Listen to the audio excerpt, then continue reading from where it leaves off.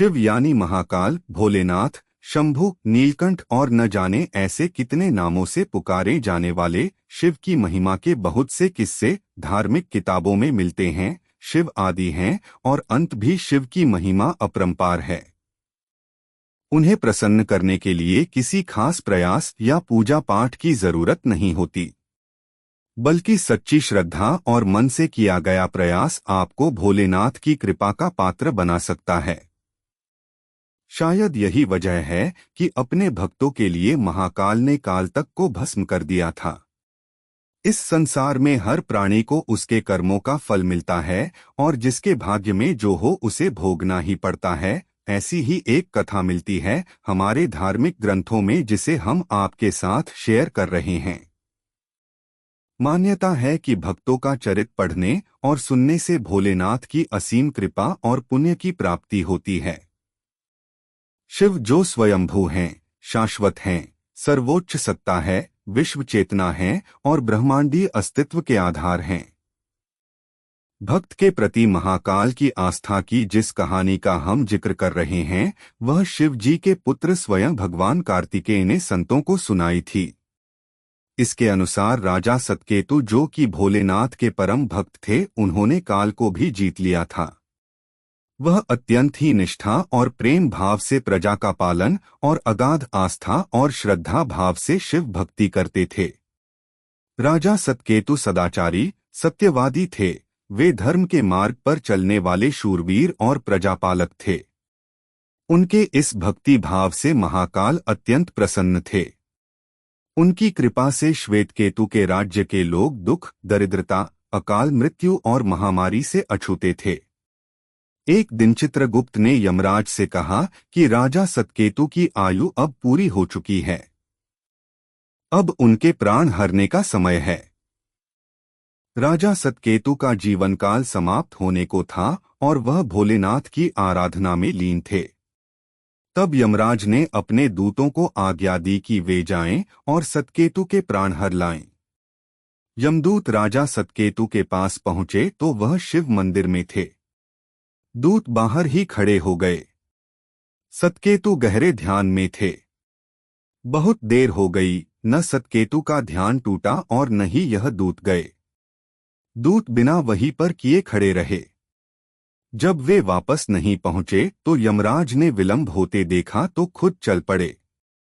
दूतों के आने में देरी होने के चलते यमराज स्वयं ही राजा सतकेतु के प्राण हरने पहुंचे। लेकिन वहां उन्होंने देखा कि वह तो महादेव की साधना में लीन है। अब तो वह सोच में पड़ गए कि इसके प्राण कैसे हरें। इस तरह शिव पूजा का उल्लंघन नहीं किया जा सकता। उन्होंने सोचा कि यह अभी पूरी तरह महादेव की पूजा में डूबा है। तब वह भी बाहर ही खड़े हो गए।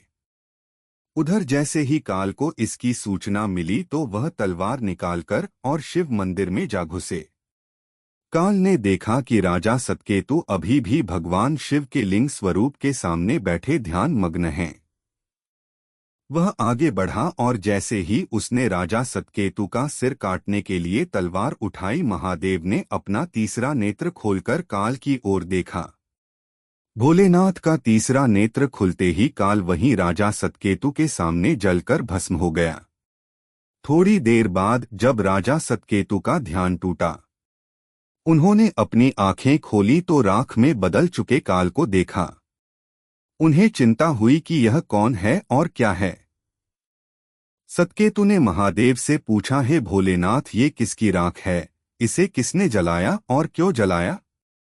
तब भोलेनाथ ने बताया कि यह काल था जो कि तुम्हारे प्राण लेने आया था। राजा सतकेतु ने कहा कि हे महादेव, इसी के भय से तो लोग पुण्य कार्य करते हैं। यह तो आपकी ही आज्ञा से तीनों लोक में विचरता है, लोक को नियंत्रण में रखता है।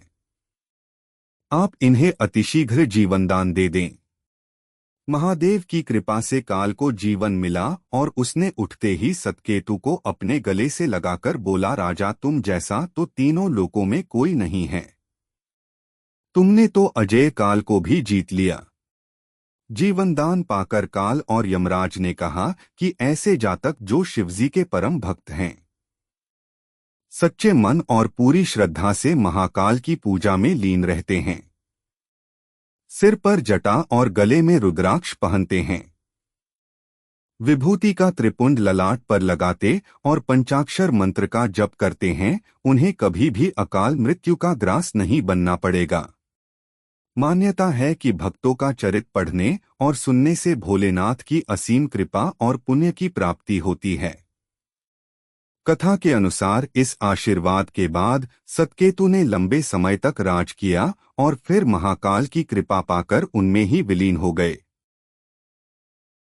महादेव के भक्तों, अगर आपको यह महाकाल की कथा थोड़ी भी ज्ञानवर्धक लगी तो कृपया चैनल को लाइक, सब्सक्राइब और शेयर जरूर करें ताकि इससे हमें भी मोटिवेशन मिले और हम आपके लिए भक्ति ज्ञानवर्धक कथा लेकर आएं। हर हर महादेव।